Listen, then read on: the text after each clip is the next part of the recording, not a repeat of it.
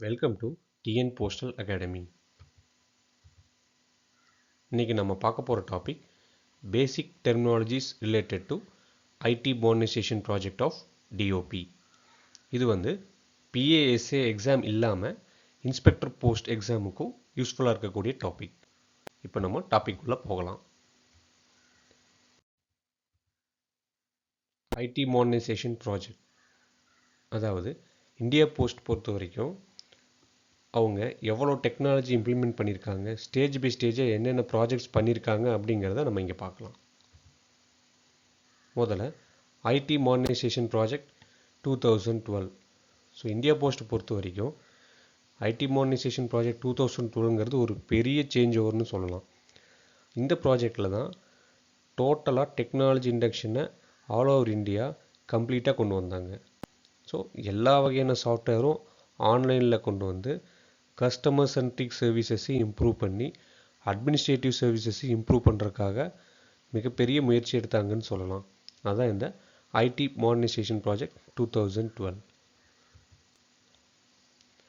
Next DOP IT 2.0. DOP IT 2.0ங்கிறது இப்போது நம்ம கரண்ட்டில் ஒர்க் பண்ணிட்டு இருக்கிற அட்வான்ஸ்டு போஸ்டல் டெக்னாலஜி 2.0ன்னு சொல்லலாம். ஸோ ஐடி மாடர்னைசேஷன் ப்ராஜெக்ட் ஒரு 1.0 ப்ராஜெக்ட்னு சொல்லலாம். அதில் இம்ப்ளிமெண்ட் பண்ணதிலிருந்து இப்போது செல்ஃப் சென்ட்ரிக்காக, அதாவது ஐடி மாடர்னைசேஷன் ப்ராஜெக்ட்ஸ் பொறுத்த வரைக்கும் நிறையா வெண்டார்ஸ் இம்ப்ளிமெண்ட் பண்ணியிருந்தாங்க. நம்ம நிறையா தேர்ட் பார்ட்டி வெண்டார்ஸை டிபெண்ட் பண்ணி நம்மளோட சர்வீசஸை ப்ரொவைட் பண்ணிகிட்டு இருந்தோம். இப்போது இந்த டிஓபி ஐடி 2.0, அதாவது அட்வான்ஸ்ட் போஸ்டல் டெக்னாலஜின்னு சொல்லப்படுற ஏபிடி 2.0 வந்ததுக்கப்புறம் நம்ம செல்ஃப் ரிலையண்ட்டாக இருக்கிறோம். இதில் நமக்கு நாமே சாஃப்ட்வேர்ஸ் க்ரியேட் பண்ணிக்கிட்டோம். ஸோ வெண்டார் டிபெண்டன்சியை இந்த ப்ராஜெக்ட்ஸில் நம்ம குறைச்சிருக்கோம். அதுக்கு இம்ப்ளிமெண்ட் பண்ணக்கூடிய காஸ்ட்டை நம்மளை இம்ப்ரூவ் பண்ணிக்கிறதுக்காக யூஸ் பண்ணிக்கிறோம். Next project arrow. ப்ராஜெக்ட் ஏரோங்கிறது நம்ம எல்லா போஸ்ட் ஆஃபீஸையும் லுக் அண்ட் ஃபீலை மாற்றக்கூடியதாகவும், முதல்ல டெக்னாலஜி இண்டக்ஷன் கொண்டு வந்தால் எப்படி நம்ம டெக்னிக்கலாக எல்லா ஆஃபீஸஸையும் மானிட்டர் பண்ண முடியும் அப்படிங்கிற ப்ராஜெக்ட் தான் இந்த ப்ராஜெக்ட் ஏரோ. நெக்ஸ்ட்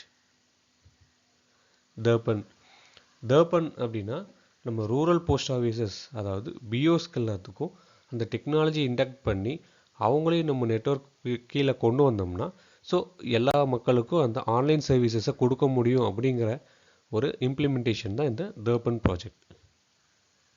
நெக்ஸ்ட் நன்யதா அப்படின்னா digital mode of letter box clearances. Letter box கிளியரன்ஸில் நம்ம மேனுவலாக ஒரு குறிப்பிட்ட டைம் ஃப்ரீக்வன்சி படி பாக்ஸஸ் கிளியர் பண்ணி அதில் வரக்கூடிய ஆர்டினரி ஆர்டிகல்ஸை எடுத்து டிஸ்பேச் பண்ணிகிட்டு இருந்தோம். இதில் எத்தனை லெட்டர் பாக்ஸஸ் யூஸ் பண்ணுறோம், எத்தனை லெட்டர்ஸ் வருது அப்படிங்கிறத சென்ட்ரலைஸ்டாக பார்க்குறதுக்காக உருவாக்கப்பட்ட ப்ராஜெக்ட் தான் நன்யதா. இந்த ஐடி மாடர்னைசேஷன் ப்ராஜெக்ட் பொறுத்த வரைக்கும் நமக்கு ஆன்டிவைரஸ் கம்பேனியன் அப்படின்னு பார்த்தீங்கன்னா சிமெண்டெக். ஆக்டிவ் டைரக்டரி அப்படின்னா ஸோ இந்தியா ஃபுல்லாக யூஸ் பண்ணக்கூடிய பெரிய நெட்வொர்க்கை இந்தியா போஸ்ட் டொமைன் அப்படின்னு சொல்லுவாங்க. அந்த டொமைனை யூஸ் பண்ணக்கூடிய விஷயந்தான் இந்த active directory. Email solution. So நம்ம எல்லா கம்யூனிகேஷன்ஸுக்கும் இமெயில்ஸ் தேவைப்படுது. இந்த டிபார்ட்மெண்ட் ஆஃப் போஸ்ட் பொறுத்த வரைக்கும் என்ஐசியை தான் பெரும்பாலும் டிபெண்ட் பண்ணியிருக்காங்க. ஸோ அவங்க தான் நமக்கு major email solution provider. So இந்த ஐடி மாடர்னைசேஷன் ப்ராஜெக்ட் பொறுத்த வரைக்கும் மேனேஜ்மெண்ட் இன்ஃபர்மேஷன் சிஸ்டம்ஸ், அதாவது ஒரு இடத்துல இருந்து டோட்டலாக இந்தியா ஃபுல்லாக நடக்கக்கூடிய அனைத்து விதமான டிரான்சாக்ஷன்ஸையும் மானிட்டர் பண்ணலாம் அப்படிங்கிறத டிபார்ட்மெண்ட் நம்பிச்சு அதையே ஸ்டேஜ் பை ஸ்டேஜாக இம்ப்ளிமெண்ட் பண்ணி கொண்டு வந்தாங்க. இந்த ஐடி மாடர்னைசேஷன் ப்ராஜெக்ட்ஸ்க்கு நிறைய எக்ஸ்பர்ட்ஸ் தேவைப்பட்டாங்க. அந்த எக்ஸ்பர்ட்ஸ் பார்த்திங்கன்னா இப்போ சாஃப்ட்வேர் எக்ஸ்பர்ட்ஸ் இருக்காங்க, நெட்வொர்க் எக்ஸ்பர்ட்ஸ் இருக்காங்க. ஸோ இந்தியா போஸ்ட் பொறுத்த வரைக்கும் செல்ஃப் சென்ட்ரிக்காக இல்லாத ஸ்டேஜஸில் நம்ம வெண்டார் டிபெண்ட்டாக இருந்தோம். ஸோ பின்னாடி நம்ம எந்தெந்த ப்ராஜெக்ட்டுக்கு யாரெல்லாம் வெண்டார்ஸாக இருந்தாங்க அப்படிங்கிறத பார்க்கலாம். ID modernisation project 2012. ID modernisation project 2012 யார் அப்ரூவ் பண்ணாங்கன்னு பார்த்தீங்கன்னா cabinet committee on economic affairs, CCEA. அதாவது பிரைம் மினிஸ்டர் தலைமையிலான இந்த கமிட்டி தான் இந்த ஒரு மேஜர் டிசிஷனை கொண்டு வராங்க. அதாவது டெக்னாலஜி இண்டக்ஷனுங்கிறது போஸ்ட் ஆஃபீஸஸ்க்கு கட்டாயமாக தேவைப்படுது. இது வந்து காலத்துக்கு ஏற்ற மாதிரி நம்மளும் இம்ப்ரூவ் பண்ணிக்கணும் அப்படிங்கிற முடிவு எடுத்து அந்த கமிட்டி இந்த ப்ராஜெக்டை அப்ரூவ் பண்ணுறாங்க. This project was approved on 22nd November 2012. This is an e-governance project of Government of India. e-governance ப்ராஜெக்ட்ஸுக்கு கீழே கொண்டு வர்றாங்க. e-governance ப்ராஜெக்ட்ஸ் வேறெல்லாம் இருக்கா அப்படின்னா passport Seva Kendra, ministry of corporate affairs, அது மாதிரி நிறைய ப்ராஜெக்ட்ஸ் பண்ணிட்டு இருந்த டைமில் இந்தியா போஸ்ட்டுக்கான மாடர்னைசேஷன் ப்ராஜெக்ட்டும் e-governance ப்ராஜெக்டாக எடுத்துகிட்டு வராங்க. ஸோ இந்த ப்ராஜெக்ட் வேல்யூ எவ்வளோன்னு பார்த்தீங்கன்னா 4,909 crores. எதுக்காக இந்த ப்ராஜெக்ட் அப்படின்னு பார்த்தீங்கன்னா to improve the operational efficiency of department of post. அதாவது நம்மக்கிட்ட இருக்கக்கூடிய ரிசோர்ஸஸை முழுமையாக பயன்படுத்தி மக்களுக்கான சர்வீசஸை கொடுக்கறதுக்காக தான் இந்த ப்ராஜெக்ட் கொண்டு வந்தாங்க. So it seeks to improve service delivery of operational and administrative units. Service delivery அப்படின்னா கஸ்டமர்ஸ்க்கான நம்மளுடைய சர்வீசஸ்.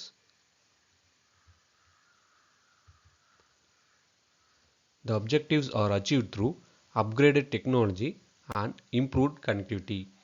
அதாவது ஆல் ஓவர் இந்தியா நம்ம எல்லாத்தையும் ஒரே நெட்வொர்க்கில் கனெக்ட் பண்ணி அந்த நெட்வொர்க் சப்போர்ட் மூலிமா எல்லா வில்லேஜஸையும் கவர் பண்ணி ஸோ ஒருங்கிணைந்த சப்போர்ட் மக்களுக்கான ஆன்லைன் சர்வீசஸை இந்தியா போஸ்ட் கொண்டு வந்தாங்க. அதுதான் இந்த ஐடி மாடர்னைசேஷன் ப்ராஜெக்ட் 2012.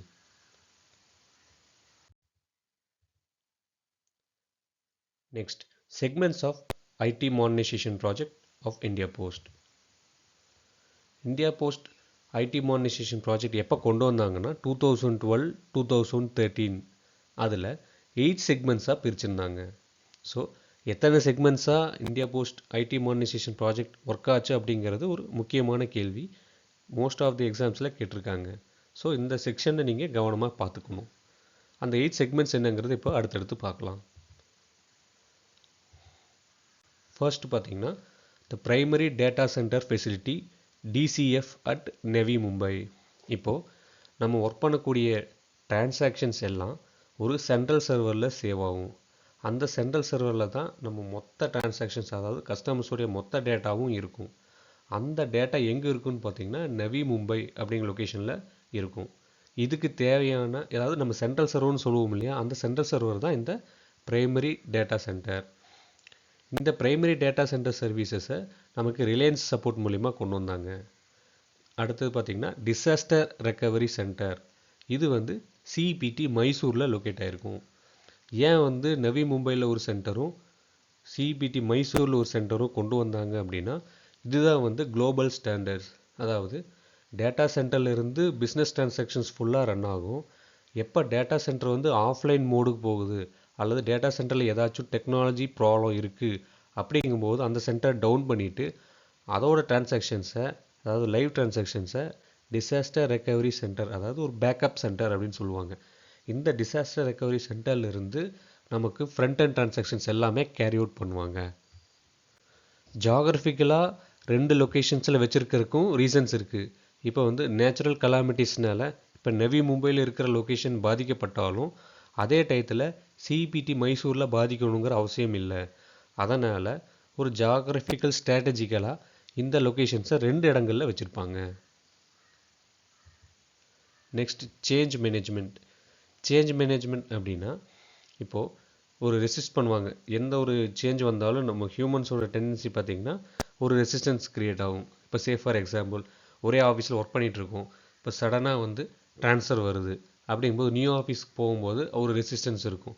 நமக்கு நல்லா செட் ஆகிடுச்சு, நமக்கு நல்லா கன்வீனியண்ட்டாக இருக்குது அப்படின்னு நினச்சிட்டு இருக்கும்போது சடனாக ஒரு சேஞ்சு, ஒரு மேனேஜ்மெண்ட் ரெக்யர்மெண்ட்டாக இருக்கலாம் அல்லது டிபார்ட்மெண்ட்டில் இருக்கக்கூடிய ஸ்டாஃப் பொசிஷனை பேஸ் பண்ணி நம்மளை ஒரு ட்ரான்ஸ்ஃபர் பண்ணியிருப்பாங்க. ஸோ அந்த லொக்கேஷனுக்கு போய் நம்ம அதை அடாப்ட் பண்ணி ஒர்க் பண்ணுறதுக்கு ஒரு ரெசிஸ்டன்ஸ் நமக்குள்ளே க்ரியேட் ஆகும். அதே மாதிரி தான் மேனுவலாக ஒர்க் பண்ணிகிட்டு இருக்கும்போது நம்ம மக்கள் எல்லாருமே ரொம்ப சந்தோஷமாக ஒர்க் பண்ணிகிட்டு இருந்தாங்க. எதுக்காக நம்ம டெக்னாலஜிக்குள்ளே போகணும், இதுவே கன்வீனியண்ட்டாக இருக்குது அப்படின்னு நினச்சாங்க. ஆனால் நம்ம அப்படி இருக்க முடியாது. காலத்துக்கு தகுந்த மாதிரி நம்மளும் ஆன்லைன் மோடுக்கு மாறித்தான் ஆகணும் அப்படிங்கிறத இந்தியா போஸ்ட் ஸ்டாஃப் எல்லாத்தையும் உள்ளுக்குள்ளே நம்ப வச்சு அவங்களுக்கான அந்த சாஃப்ட் ஸ்கில் ட்ரைனிங்கும் கொடுத்து டெக்னிக்கல் ட்ரைனிங்கும் கொடுத்து அவங்கள வெல் எக்யூப்டாக கொண்டு வரக்கான ப்ராஜெக்ட் தான் இந்த சேஞ்ச் மேனேஜ்மெண்ட். இந்த சேஞ்ச் மேனேஜ்மெண்ட்ங்கிற ப்ராஜெக்டை டிசிஎஸ் எடுத்து பண்ணாங்க. நெக்ஸ்ட் பார்த்தீங்கன்னா நெட்வொர்க் இன்டகிரேட்டர். அதாவது நம்மளுடைய சாஃப்ட்வேர் எல்லாமே ஒரு நெட்வொர்க் இருந்தால் மட்டும்தான் ஃபங்க்ஷன் ஆகிற மாதிரி இருக்கும். ஏன்னா மோஸ்ட்லி எல்லாமே ஆன்லைனுக்கு கொண்டு வந்தாங்க. ஸோ இந்த நெட்வொர்க் இன்டகிரேட்டர் அப்படிங்கிறத நம்ம சிஃபி டெக்னாலஜிஸ் மூலயமா எடுத்துக்கிட்டோம். இப்போ ஆரம்ப காலங்களில் பார்த்திங்கன்னா இப்போ 2008 to 2010 அந்த பீரியடெல்லாம் நமக்கு ஹெச்ஓஸும் class A class B offices வரைக்கும் கம்ப்யூட்டர்ஸ் ஆகிருந்துச்சு. அப்போது அந்த கம்ப்யூட்டரைசேஷன் பீரியடில் ஒரு ஆஃபீஸில் நடக்கக்கூடிய டிரான்சாக்ஷன்ஸ் அந்த ஆஃபீஸில் மட்டும்தான் இருக்கும். இப்போ சே ஃபார் எக்ஸாம்பிள் ஒரு பிஓஎஸ்பி டிரான்சாக்ஷனில் ஒரு டெபாசிட் நடக்குது அப்படின்னா அது அந்த ஆஃபீஸில் மட்டும்தான் இருக்கும். அதை ஆன்லைன் மோடுக்கு கொண்டு வரதுக்கு நமக்கு நெட்வொர்க் தேவைப்பட்டுச்சு. இந்த ஆன்லைன் மோடு வந்ததுக்கப்புறம் எந்த ஆஃபீஸில் வேணாலும் டெபாசிட்ஸும் வித்ட்ராயல்ஸும் நம்மளால் பண்ணிக்க முடியும். சஞ்சய் போஸ்ட்டில் இருந்து ஃபினாங்கிளுக்கு மாறக்கூடிய அந்த டிரான்சாக்ஷன்ஸு நமக்கு தெரியும்.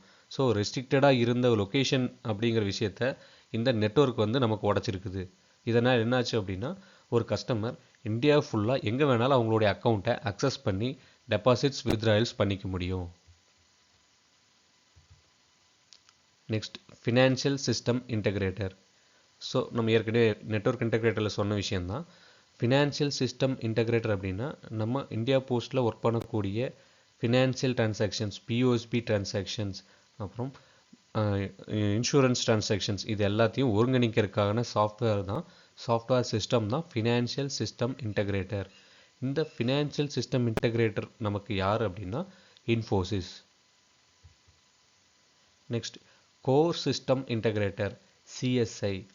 நம்மளுடைய ஃப்ரண்ட் எண்டில் யூஸ் பண்ணக்கூடிய point of sale transactions, delivery சிஸ்டம்ஸாக இருக்கட்டும், ஆர்எம்எஸில் யூஸ் பண்ணக்கூடிய மெயில் சிஸ்டம்ஸாக இருக்கட்டும், இது எல்லாத்தையும் ஒருங்கிணைக்கக்கூடிய ஒரு டீம் தான் இந்த கோர் சிஸ்டம் இன்டகிரேட்டர். இதில் அட்மினிஸ்ட்ரேட்டிவ் ஒர்க்குக்கான அதாவது பேரோல் ஆக்டிவிட்டீஸாக இருக்கட்டும், ஹெச்ஆர்எம்எஸ் மேனேஜ்மெண்ட்டாக இருக்கட்டும், இது எல்லாமே நமக்கு டிசிஎஸ் பண்ணி கொடுத்தாங்க. Next rural system integrator. Rural system integrator அப்படின்னா நம்மளுடைய பியூஸ், அதாவது லாஸ்ட் மைல் கனெக்டிவிட்டி, நம்மளுடைய இந்தியாவில் இருக்கக்கூடிய எல்லா பிஓஸையும் ஒருங்கிணைக்கிறதுக்கான சிஸ்டம் தான் இந்த ரூரல் சிஸ்டம் இன்டகிரேட்டர். இதுக்கும் நமக்கு ஹார்ட்வேரும் தேவைப்படுது, சாஃப்ட்வேரும் தேவைப்படுது. இந்த சாஃப்ட்வேர் சப்போர்ட்டை நமக்கு இன்ஃபோசிஸ் பண்ணி கொடுத்தாங்க. ரூரல் ஹார்ட்வேர் அப்படிங்கிறது நமக்கு இனிஷியல் ஸ்டேஜஸில் 2012 டிசைன் பண்ண அந்த ஹார்ட்வேர் தான் நமக்கு கொடுத்தாங்க. அது ரிகோ அப்படிங்கிற கம்பெனி மூலிமா நமக்கு சப்ளை ஆச்சு. அதை பின்னாடி மினோஷா அப்படிங்கிறவங்க மெயின்டைன் பண்ணிகிட்டு இருந்தாங்க. அதில் ஒர்க் பண்ணுற சாஃப்ட்வேர் நமக்கு இன்ஃபோசிஸ் ப்ரொவைட் பண்ணியிருந்தாங்க. Next mail operations hardware stream, MOH. அதாவது ஆர்எம்எஸ் யூனிட்ஸில் ஒர்க் பண்ணக்கூடிய சாஃப்ட்வேர், நமக்கு மெயில்ஸை ஹேண்டில் பண்ணக்கூடிய சாஃப்ட்வேரும், அப்புறம் போஸ்ட்மேனுக்கு டெலிவரிக்கு யூஸ் பண்ணக்கூடிய சாஃப்ட்வேரும் பண்ணின டீம் தான் மெயில் ஆப்பரேஷன்ஸ் ஹார்ட்வேர். ஆர்எம்எஸ் யூனிட்ஸ்க்கு அந்த கம்ப்யூட்டர்ஸ், யூபிஎஸ், நெட்வொர்க் டிவைசஸ் எல்லாமே அவங்க சப்ளை பண்ணாங்க. அதே மாதிரி டெலிவரி யூனிட்ஸ்க்கு எல்லாத்துக்கும் நமக்கு ஸ்மார்ட் ஃபோன்ஸ் சப்ளை பண்ணாங்க. ஸோ இனிஷியலாக எல்லாருக்குமே லினோவோ மொபைல்ஸ் சப்ளை பண்ணாங்க. லேட்டராக அதை நமக்கு சாம்சங் மொபைல்ஸ் வச்சு ரீப்ளேஸ் பண்ணாங்க.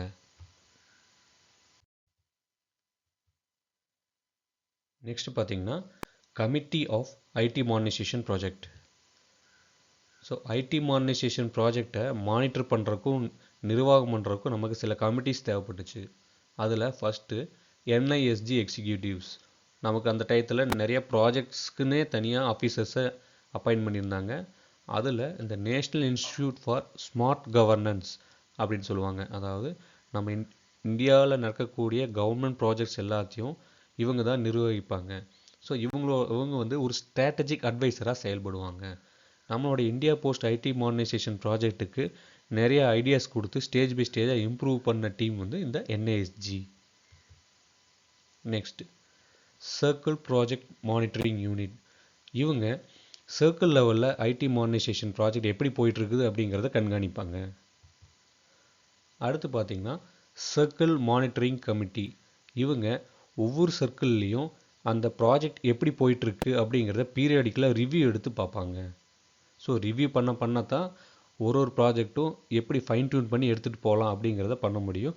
ஸோ அந்த ஒர்க்கை இவங்க சர்க்கிள் மானிட்டரிங் கமிட்டி பண்ணாங்க.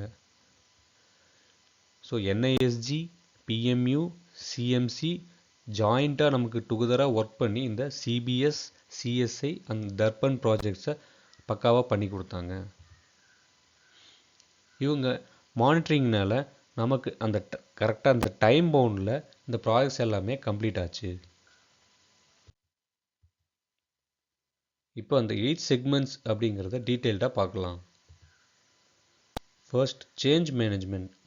சேஞ்ச் மேனேஜ்மெண்ட் எப்போ ஸ்டார்ட் பண்ணாங்கன்னா 15/10/2012 அப்போ ஸ்டார்ட் பண்ணி 2015 முடியும் போது இதை கம்ப்ளீட் பண்ணியிருந்தாங்க. நம்ம ஏற்கனவே பார்த்தோம் சேஞ்ச் மேனேஜ்மெண்ட் அப்படிங்கிறது இது வந்து ஒரு மைண்ட் ரீதியான சேஞ்சும் தேவைப்பட்டுச்சு. டெக்னிக்கலாக நம்ம வரக்கூடிய சாஃப்ட்வேர் எல்லாத்துக்கும் நம்ம எம்ப்ளாயீஸை எக்யூப் பண்ண வேண்டி இருந்துச்சு. ஸோ அதை தான் அந்த capacity building and training of all employees at GDS and department employees.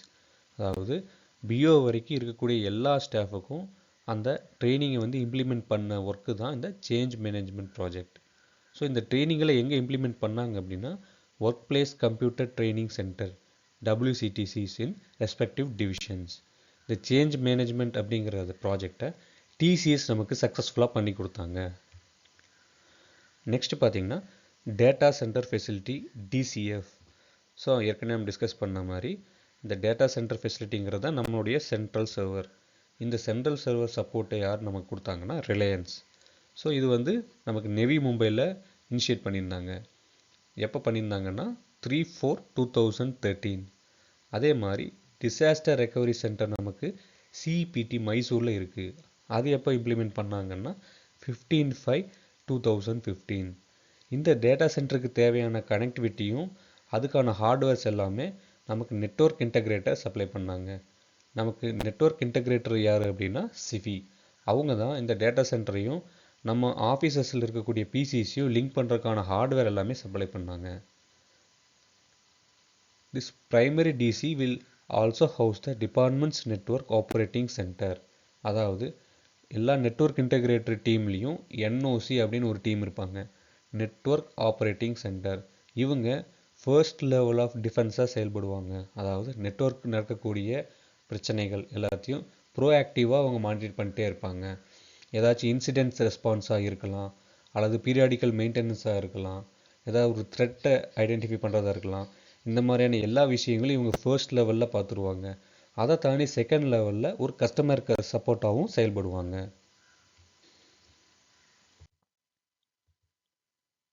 Next பார்த்தீங்கன்னா financial system integrator FSI. So இவங்களோட இம்ப்ளிமெண்டேஷன் எப்போ இருந்து ஸ்டார்ட் ஆச்சுன்னா 28/9/2012. ஸோ இவங்க மெயினாக கோர் பேங்கிங் சிஸ்டம், அதாவது ஃபினாக்கிள் அப்படிங்கிற ஒரு சாஃப்ட்வேரை கொண்டு வந்தாங்க.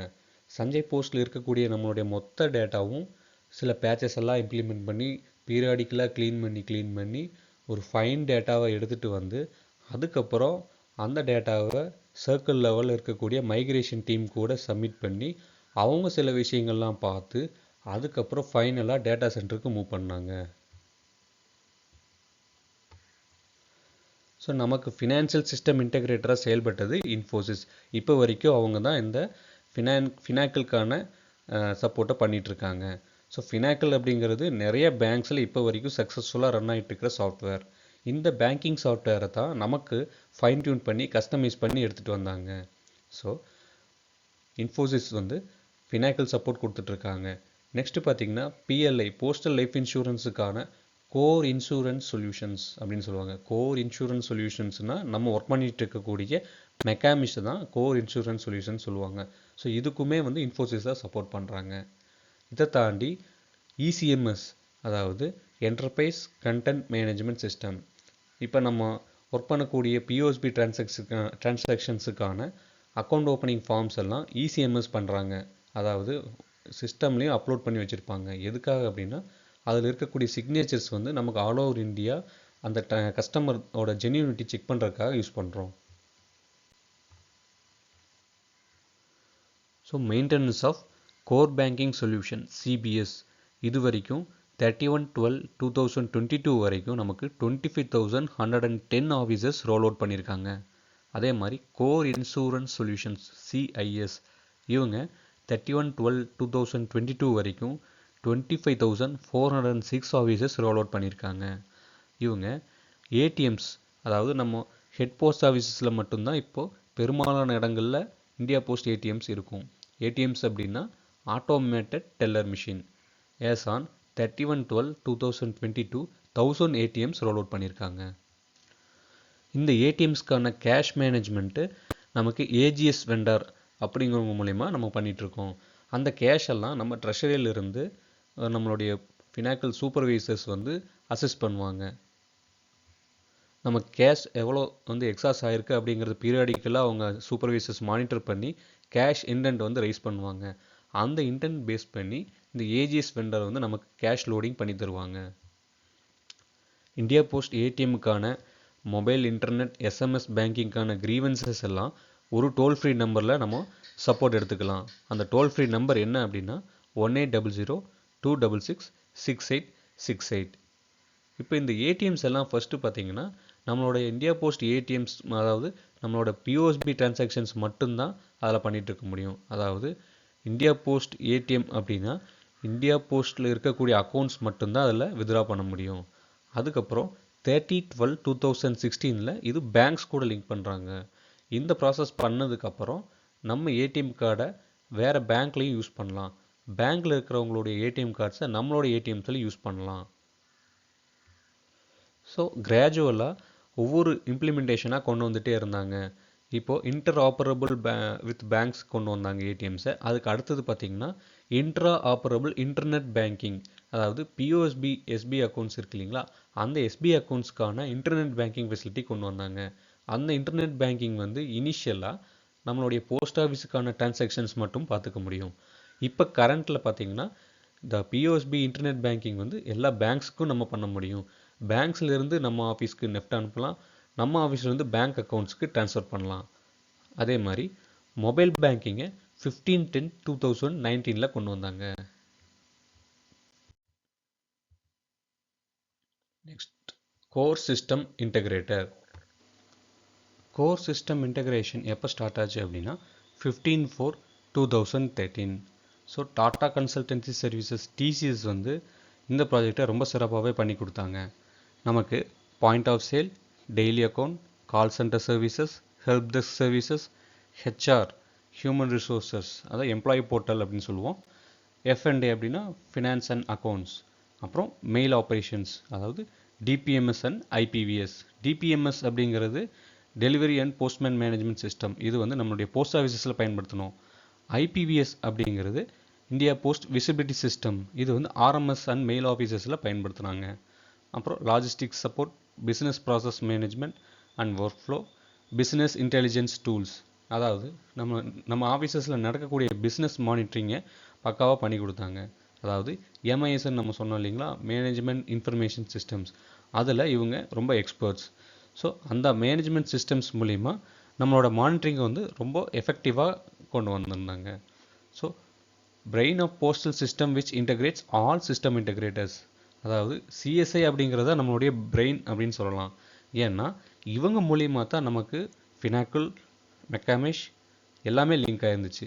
ஈவன் ரூரல் சிஸ்டம் இன்டகிரேட்டர் விஓஸுக்கான டிரான்சாக்ஷன்ஸ் வரைக்கும் இவங்க மூலியமாக தான் நம்ம இன்டகிரேட் பண்ணி எடுத்துகிட்டு வந்தோம். ஸோ அதான் சொல்லுவாங்க, in short CSI is connecting or integrating other system integrators, SIs. எஸ்ஐஸ்னால் ஒன்றும் இல்லை, financial system integrator, rural system integrator, இந்த மாதிரி நம்ம இந்தியா போஸ்ட் ஐடி மாடர்னைசேஷன் ப்ராஜெக்டில் இருக்கக்கூடிய மற்ற இன்டகிரேட்டர்ஸ் எல்லாத்தையும் ஒருங்கிணைக்கிறவங்க தான் இந்த கோர் சிஸ்டம் இன்டகிரேட்டர். ஸோ இவங்க பார்த்திங்கன்னா 511 போஸ்டல் டிவிஷன்ஸ்க்கு 505 போஸ்டல் அண்ட் ஆர்எம்எஸ் டிவிஷன்ஸை மைக்ரேட் பண்ணியிருந்தாங்க. ஸோ எல்லா ஜிபிஓஸும் ஹெச்ஓஸும் இவங்க மைக்ரேஷன் கீழே கொண்டு வந்திருந்தாங்க. ஸோ இவங்க வந்ததுக்கு அப்புறம் தான் நம்மளோட ஃபினாக்கிள் அண்டு போஸ்ட்மேன் டிரான்சாக்ஷன்ஸ் எல்லாமே ஆன்லைனில் ரிஃப்ளெக்ட் ஆக ஆரம்பிச்சுது. ஸோ சிஎஸ்ஐ வந்தாலுமே நமக்கு புக்கிங் எல்லாமே ஆஃப்லைனில் தான் கொடுத்துருந்தாங்க. ஏன் ஆஃப்லைனில் கொடுத்துருந்தாங்க அப்படின்னா, in case of any network issues, local issues, நமக்கு வந்து கஸ்டமரோடைய புக்கிங் வந்து அஃபெக்ட் ஆகிடக்கூடாது அப்படிங்கிறதுக்காக பாஸ் அப்படிங்கிறத நமக்கு ஆஃப்லைனில் தான் வச்சுருந்தாங்க. அந்த ஆஃப்லைன் டிரான்சாக்ஷன்ஸ் லோக்கலில் ஒரு சர்வர் கான்செப்ட் பயன்படுத்தி அது மூலிமா டிரான்ஸ்மிட் பண்ணாங்க. ஆனால் இதே போஸ்ட்மேன் மாடியூலும் ஐபிவிஎஸ்ங்கிற ஆர்எம்எஸ் ஆஃபீஸஸில் யூஸ் பண்ண மாடியூல்ஸும் பியூர்லி ஆன்லைன் மாடியூல்ஸ். அதே மாதிரி பேரோல் சிஸ்டம்ஸும் ஹெச்ஆர்எம்எஸ் எல்லாமே கம்ப்ளீட்டாக எம்ப்ளாயி போர்ட்டல் மூலிமா ஆன்லைன் சர்வீசஸாக கொண்டு வந்திருந்தாங்க. ஸோ இது மூலிமா எம்ப்ளாயீஸ் அவங்களுடைய பே ஸ்லிப்ஸ்லேருந்து அவங்களோட லாகின் யூஸ் பண்ணி எடுத்துக்க முடியும். லீவ் எல்லாம் ஆன்லைன்லேயே அப்ளை பண்ணிக்க முடியும். அதே மாதிரி எம்ப்ளாயீஸ்க்கு கிடைக்கக்கூடிய அந்த சிஇஏ ஃபெசிலிட்டி, அப்புறம் எல்டிசி, இது எல்லாமே அவங்க ஆன்லைன்லேயே அப்ளை பண்ணிக்க முடியும்.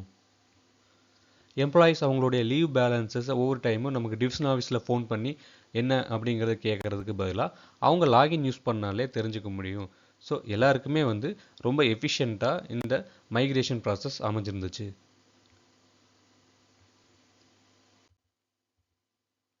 Next rural hardware. Rural hardware அப்படின்னா நம்மளுடைய எல்லா பிஓஸையும் லிங்க் பண்ணக்கூடிய ப்ராசஸ் தான் இந்த ரூரல் ஹார்ட்வேர். அதாவது அவங்க பிஓஸ்க்கெல்லாம் ஒர்க் பண்ணுறதுக்கு ஒரு டிவைஸ் கொடுத்துருந்தாங்க இல்லையா, அந்த டிவைஸனுடைய ப்ராஜெக்ட் தான் இந்த ரூரல் ஹார்ட்வேர் ப்ராஜெக்ட். இதை வந்து இனிஷியலாக டெலிகம்யூனிகேஷன்ஸ் கன்சல்டன்ட் இந்தியா லிமிடெட் அப்படிங்கிறவங்க எடுத்திருந்தாங்க. அதை வந்து ரிகோ ஆப்ரேட் பண்ணிட்டு இருந்தாங்க. ரிகோவட்ட இருந்து மினோஷா இந்தியா பிரைவேட் லிமிடெட்ங்கிற கம்பெனி டேக் ஓவர் பண்ணுச்சு. லேட்டர் பீரியடில் அவங்க தான் அதுக்கான மெயின்டெனன்ஸ் ஃபுல்லாக பார்த்துட்டு இருந்தாங்க. ஸோ இந்த ரூரல் ஹார்ட்வேரில் என்னென்ன டிவைசஸ் எல்லாம் வருது அப்படின்னா, அந்த ஹேண்ட் ஹெல்ட் டிவைஸ் அப்படின்னு சொல்லுவாங்க. அதாவது அதில் தான் நமக்கு மெயின் டிரான்சாக்ஷன் டிவைஸ். அதில் ஸ்மார்ட் கார்டு ரீடர் இருக்கும். அந்த டிவைஸ் ஒர்க் ஆகிறதுக்காக solar panel and battery supply பண்ணியிருந்தாங்க. அந்த டிவைஸ்லேயே தெர்மல் பிரிண்டர் இன்ஸ்டால் ஆகிருக்கும். அது பயோமெட்ரிக் ரீடர் இருக்கும். இந்த டிவைஸ் எப்படி ஒர்க் ஆகும் அப்படின்னா, ஒரு சிம் கார்ட்ஸ் கொடுத்துருந்தாங்க. ஸோ 2012 கான்செப்ட்ஸ் பொறுத்த வரைக்கும் நமக்கு 3G டெக்னாலஜி இருந்துச்சு. அந்த டைமில் அந்த லொக்காலிட்டியில் இருக்கக்கூடிய நெட்வொர்க் ப்ரொவைடர் யாரெல்லாம் 3G கொடுத்தாங்களோ அந்த சிம்ஸை அந்தந்த பிஓஸ்க்கு கொடுத்துருந்தாங்க. So in case of change of network அந்த ப்ராசஸும் நமக்கு டிவிஷனலைஸ் மூலிமா எடுத்து பண்ணி கொடுத்தாங்க. ஸோ அதர் தேன் தட் அதில் ஒரு சார்ஜர் இருக்கும். ஸோ இந்த டிவைசஸ் எல்லாம் சேர்ந்தது தான் இந்த ரூரல் ஹார்ட்வேர். இப்போ ஒரு டிவிஷனுக்கு ஒரு 200 பிஓ இருக்குது அப்படின்னா ஒரு 5% பஃபர் ஸ்டாக் கொடுத்துருந்தாங்க. எதுக்காக இந்த பஃபர் ஸ்டாக் அப்படின்னா, ஏதாவது ஒரு டிவைஸ் எமர்ஜென்சினால ஒர்க் ஆகலை அப்படின்னா அந்த ஆஃபீஸஸ்க்கான டிரான்சாக்ஷன்ஸ் அஃபெக்ட் ஆகாமல் இருக்கிறதுக்காகவும் இமீடியட்டாக டிரான்சாக்ஷன் ரெஸ்டோர் ஆகிறதுக்காகவும் இந்த 5% பஃபர் ஸ்டாக்ஸ் கொண்டு வந்திருந்தாங்க. So as on 31/12/2022 1,29,847 BOs were rolled out with Darpan. So இந்த ஹார்ட்வேரில் என்னென்ன சாஃப்ட்வேர் யூஸ் பண்ணாங்க, என்னென்ன ஆப் யூஸ் பண்ணியிருந்தாங்க அப்படிங்கிறத நம்ம பின்னாடி டீட்டெயிலாக பார்க்கலாம். இப்போ வந்து நெக்ஸ்ட் நம்ம ரூரல் சிஸ்டம் இன்டகிரேட்டர் அப்படிங்கிறத பார்க்கலாம். ரூரல் சிஸ்டம் இன்டகிரேட்டர் அப்படின்னா இந்த ரூரல் ஹார்ட்வேரில் ஒர்க் பண்ணக்கூடிய சாஃப்ட்வேர் அப்படிங்கிறத பில்ட் பண்ணவங்க இன்ஃபோசிஸ். ஸோ இவங்க எதுக்காக அப்படின்னா, இது பிஓடைய சாஃப்ட்வேர் மெயின்டெனன்ஸ் ஃபுல்லாக இவங்க தான் எடுத்துக்கிட்டாங்க. அதில் தர்பன் அப்படிங்கிற அப்ளிகேஷன் யூஸ் பண்ணி நம்ம எல்லா டிரான்சாக்ஷன்ஸும் பண்ணணும். அந்த தர்பன் அப்படிங்கிற ஆப் வந்து இப்போ இருக்கக்கூடிய ஸ்மார்ட் ஃபோன்ஸ்லேயும் இருக்குது. ப்ரீவியஸலாக இனிஷியலாக கொடுத்த அந்த ஹார்ட்வேரில் பார்த்தீங்கன்னா சிபிஎஸ் டிஓபி ஆப் அப்படின்னு இருந்துச்சு. அப்புறம் பிஎல்ஐ டிஓபி ஆப் அப்படிங்கிறது இருந்துச்சு. அப்புறம் டெமோ புக்கிங் இருந்துச்சு. டெமோ புக்கிங் மூலிமா தான் நம்மளுடைய பிஓ புக்கிங்ஸ் எல்லாம் கேரி அவுட் பண்ணாங்க. ஸோ போஸ்ட்மேன் ஆப் அப்படின்னு பார்த்தீங்கன்னா அதில் டெல் ஆப்ஸ் அப்படின்னு ஒன்று யூஸ் பண்ணியிருந்தாங்க. அந்த டெல் ஆப்ஸ் மூலிமா தான் டெலிவரி ப்ராசஸ் எல்லாம் பிஓஸில் கேரி அவுட் பண்ணியிருந்தாங்க. இப்போது ஸ்மார்ட் ஃபோன்ஸ் வந்ததுக்கப்புறம் தர்பன் 2.0ன்னு சொல்லுவாங்க. அந்த தர்பன் 2.0 ஆப்பில் நம்ம எல்லா வகையான டிரான்சாக்ஷனும் பண்ணிக்க முடியும். Next network integrator. So network integrator நமக்கு யார் அப்படின்னா சிஃபி அண்ட் பிஎஸ்என்எல். இப்போ வந்து ஆரம்ப காலங்களை பார்த்த வரைக்கும் நமக்கு சிஃபி தான் மெயின் சோர்ஸ் ஆஃப் நெட்வொர்க் இன்டகிரேட்டராக இருந்தாங்க. இப்போது என்டையராக அந்த எல்லா டிரான்சாக்ஷன்ஸும் எல்லா டிவைசஸும் பிஎஸ்என்எல் டேக் ஓவர் பண்ணிட்டாங்க. ஏன்னா சிஃபிக்கான கான்ட்ராக்ட் நம்ம ஆஃபீஸஸில் முடிஞ்சிருச்சு.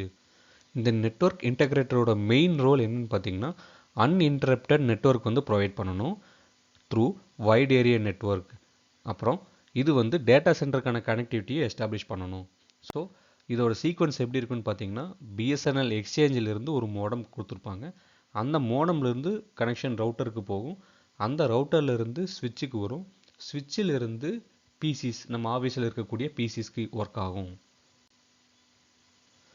எதுக்காக இந்த அரேஞ்ச்மெண்ட் அப்படின்னு பார்த்தீங்கன்னா இப்போ நம்ம ஏற்கனவே பேசின மாதிரி 2008 to 2010 வரைக்கும் நம்ம ஆஃபீஸஸ் எல்லாம் மைக்ரேட் ஆகிருக்கும்போது, அதாவது சாஃப்ட்வேர் இண்டக்ஷன் வருது, கம்ப்யூட்டரைஸ் ஆகுது அப்படிங்கும்போது எல்லா ஆஃபீஸுமே ஓப்பன் நெட்ஒர்க்கில் தான் இருந்துச்சு. ஈவன் 2011 சி கிளாஸ் மைக்ரேஷன் வந்துச்சு, அதாவது சி கிளாஸ் கம்ப்யூட்டரைசேஷன். கம்ப்ளீட்டாக அந்த சி கிளாஸ் கம்ப்யூட்டரைசேஷன் முடிய வரைக்குமே நம்ம எல்லாமே ஓப்பன் நெட்ஒர்க்கில் தான் இருந்தோம். அதுக்கப்புறம் தான் இந்த இந்தியா போஸ்ட் 2012 ப்ராஜெக்ட் வந்துச்சு. இந்த ப்ராஜெக்ட் வந்ததுக்கப்புறம் நெட்வொர்க் இன்டகிரேட்டர் வராங்க. எதுக்காக இந்த நெட்வொர்க் இன்டகிரேட்டர் மெயினாக கொண்டு வராங்க அப்படின்னா, நம்மளோட டிரான்சாக்ஷன்ஸ் எல்லாம் ஓப்பன் நெட்வொர்க்லேருந்து ஒரு டனல் மூலயமா பாதுகாக்கப்படும். எதுக்காக அப்படின்னா செக்யூரிட்டி ஃபீச்சருக்காக. அதாவது ஓப்பன் நெட்வொர்க் அப்படிங்கிறது எப்போ வேணாலும் ஹேக்கர்ஸ்னால அட்டாக் பண்ண செய்யலாம். ஸோ இந்த ரவுட்டர் மூலயமா சில ப்ரோக்ராமிங்லாம் எடுத்துகிட்டு வந்து அதை கான்ஃபிகர் பண்ணும்போது ஈஸியாக வந்து அட்டாக் பண்ண முடியாது. ஸோ நம்மளுடைய ஃபினான்ஷியல் டிரான்சாக்ஷன்ஸ் கஸ்டமர்ஸுடைய மொத்த டேட்டாவும் நம்மளுடைய சென்ட்ரல் சர்வரில் தான் இருக்குது. So we are liable for the transactions and the customers account.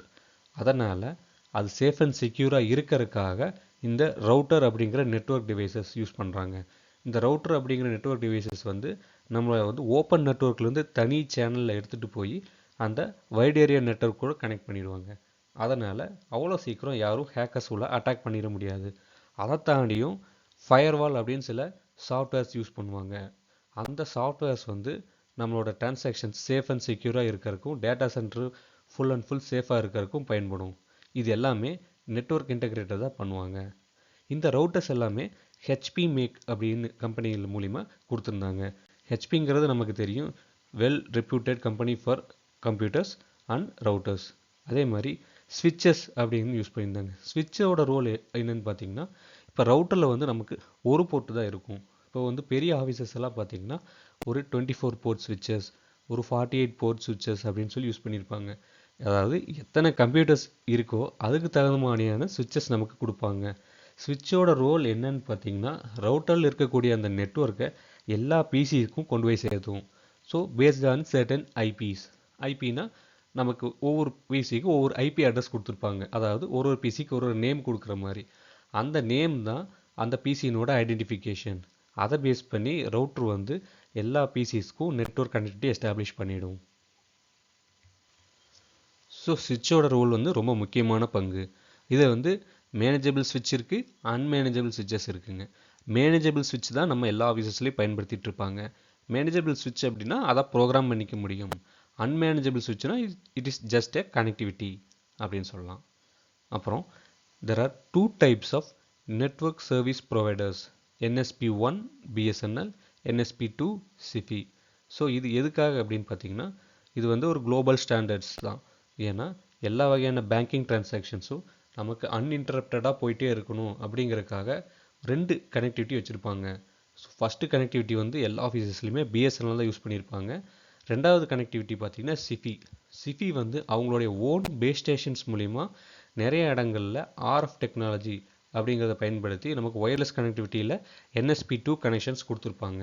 இது பெரும்பாலும் ஹெச்ஓஸ், டிவிஷன் ஆஃபீஸ் அந்த மாதிரி ஆர்எம்எஸ் ஆஃபீஸஸில் இருக்கும். ஸோ இந்த நெட்வொர்க் வந்து சிஃபி அவங்களே மெயின்டைன் பண்ணியிருப்பாங்க.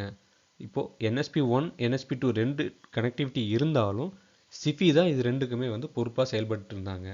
இப்போது கரண்ட்டை பார்த்தீங்கன்னா இந்த 2 கனெக்டிவிட்டியுமே பிஎஸ்என்எல் டேக் ஓவர் பண்ணிட்டாங்க. ஏன்னா சிஃபியினுடைய கான்ட்ராக்ட் நமக்கு முடிஞ்சிருச்சு. ஸோ இந்த மாடர்னைசேஷன் ப்ராஜெக்ட் வரும்போது நமக்கு இனிஷியலாக 3G டாங்கிள்ஸ் கொடுத்துருந்தாங்க. அதாவது பெரும்பாலும் நிறைய இடங்களில் ஏர்டெல் 3G டாங்கிள்ஸ் யூஸ் பண்ணிட்டு இருந்தோம். இதுக்கப்புறம் டேஸ் ப்ரோக்ரஸஸ் நம்ம 4G டெக்னாலஜிக்கு மைக்ரேட் ஆகும்போது நிறைய ஆஃபீஸஸில் அதே 4G கனெக்டிவிட்டி மோடமாகவும் 4G டாங்கிள்ஸாகவும் ரீப்ளேஸ் பண்ணி தந்தாங்க. அதனால் என்ன ஆகும்னு பார்த்தீங்கன்னா, இப்போது ப்ரைமரி லிங்க் பிஎஸ்என்எல் வந்து ஏதாச்சும் காரணத்தினால பிரேக் ஆயிடுச்சுன்னா கனெக்டிவிட்டி அந்த NSP2 மூலமாக ஆட்டோமேட்டிக்காக சுவிட்ச் ஓவர் ஆகிடும். Yes, on 31/12/2022, 26,643 offices were rolled out with network integrator. So network இன்டகிரேட்டரோட ரோல் வந்து ஒரு மேஜர் ரோல்னு சொல்லலாம். ஸோ இவங்க தான் நம்மளுடைய உயிர்நாடி. ஸோ ஏதாவது ஒரு இஷ்யூஸ் இருந்துச்சு அப்படின்னா நமக்கு பிரைமரி லிங்க் பிஎஸ்என்எல் வந்து ஃபெயிலியர் ஆகும்போது NSP2 வந்து நமக்கு அப் ஆகிடும். ஸோ அந்த ஆஃபீஸோட டிரான்சாக்ஷன்ஸ் வந்து டிஸ்கனெக்ட் ஆகாமல் நமக்கு ரன் ஆகிட்டே இருக்கும். நெக்ஸ்ட் பார்த்தீங்கன்னா மெயில் ஆப்ரேஷன்ஸ் ஹார்ட்வேர் MOH. இது வந்து நமக்கு யார் பண்ணியிருக்காங்க அப்படின்னா DGSND அண்ட் ஜெம். இவங்க மூலயமா தான் நமக்கு இந்த ஹார்ட்வேர்ஸ் எல்லாமே வழங்கப்பட்டது. ஸோ இந்த ஹார்ட்வேர்ஸ் பொறுத்த வரைக்கும் மெயினாக RMS ஆஃபீஸஸில் யூஸ் பண்ணக்கூடிய PCs, UPS, barcode scanners, printers இதெல்லாமே இவங்க தான் சப்ளை பண்ணியிருந்தாங்க. அதே மாதிரி போஸ்ட்மேன் ஸ்டாஃப் இன் போஸ்ட் ஆஃபீஸஸ்க்கு எல்லாத்துக்கும் ஹேண்ட்ஹெல்டு டிவைசஸ். ஸோ பிஓக்கு யூஸ் பண்ண ஹேண்ட்ஹெல்டு டிவைஸ் வேறு, இங்கே போஸ்ட்மேனுக்கு கொடுக்கக்கூடிய ஹேண்ட்ஹெல்டு டிவைஸ் வேறு. பிஓக்கு கொடுத்ததெல்லாம் பார்த்தீங்கன்னா நமக்கு இன்ஃபோசிஸ் அப்படிங்கிறவங்க அந்த சாஃப்ட்வேர் மெயின்டைன் பண்ணியிருந்தாங்க. ரிகோ அப்படிங்கிறவங்க அதை எடுத்து மெயின்டைன் பண்ணிட்டு இருந்தாங்க. இங்கே ஸ்மார்ட் ஃபோன்ஸ் டைரெக்டாக கொடுத்துட்றாங்க. ஸோ ஆரம்ப காலங்களில் நமக்கு லினோவோ ஸ்மார்ட் ஃபோன்ஸ் வந்து கொடுத்துருந்தாங்க. எப்போ அப்படின்னு பார்த்தீங்கன்னா 4G ரோல் அவுட் ஆனதுக்கப்புறம் போஸ்ட்மேன் அவங்களோட டெலிவரி எல்லாமே ஃபோனில் அப்டேட் பண்ணிக்க முடியும் அப்படிங்கிறத கொண்டு வந்தாங்க. ஸோ அதனால் நமக்கு ரியல் டைம் ட்ராக்கிங் வந்து எனேபிள் ஆச்சு.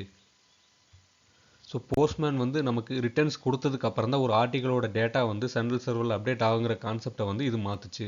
ஸோ இப்போ வந்து அவங்க வீட்டில் போகும்போதே டெலிவரி எடுக்கிறாங்க அல்லது ரிட்டர்ன் எடுக்கிறாங்க அப்படின்னா அந்த ரிட்டர்ன்ஸ் இமீடியட்டாக அந்த ட்ராக்கிங்கில் அப்டேட் ஆகும். அதே மாதிரி கஸ்டமர்ஸ்க்கு அவுட் ஃபார் டெலிவரி அந்த மாதிரியான தகவல் வந்து ஸ்டேஜ் பை ஸ்டேஜ் அவங்களுக்கு அப்டேட் ஆகிறதுக்கு இந்த ஸ்மார்ட் ஃபோன்ஸ் வந்து ரொம்ப யூஸ்ஃபுல்லாக இருந்துச்சு. ஸோ இதுதான் இந்தியா போஸ்ட் மாடர்னைசேஷன் ப்ராஜெக்ட்கான 8 மேஜர் செக்மெண்ட்ஸ். இதை இவ்வளோ டீட்டெயிலாக நம்ம பார்த்துருக்கோம். இதை வந்து நீங்கள் ரிப்பீட்டடாக ரிவைஸ் பண்ணிக்கிங்க. ஸோ இதில் வந்து மேஜர் கொஷின்ஸ் நமக்கு கேட்கப்படுவாங்க. யாரெல்லாம் நமக்கு வெண்டராக இருந்தாங்க, யார் எந்த ப்ராஜெக்ட் எடுத்து பண்ணாங்க, இப்போ ஃபினாக்கிள்னா அது யார் பண்ணியிருந்தாங்க, இப்போ கோர் சிஸ்டம் இன்டகிரேட்டர்னா அது யார் பண்ணியிருந்தாங்க, நெட்வொர்க் இன்டகிரேட்டர்னா நமக்கு யார் கொடுத்துருந்தாங்க, NSP1னா என்ன, NSP2னா என்ன, இந்த மாதிரியான விஷயங்கள்லாம் நீங்கள் கேர்ஃபுல்லாக ஐடென்டிஃபை பண்ணி ரிவைஸ் பண்ணிகிட்டே இருக்கும்போது நமக்கு இந்த ப்ராஜெக்ட் வந்து அதாவது இந்த டாபிக் வந்து நமக்கு வெல்வெஸ்டாக மாறிடும். Thanks for watching TN Postal Academy.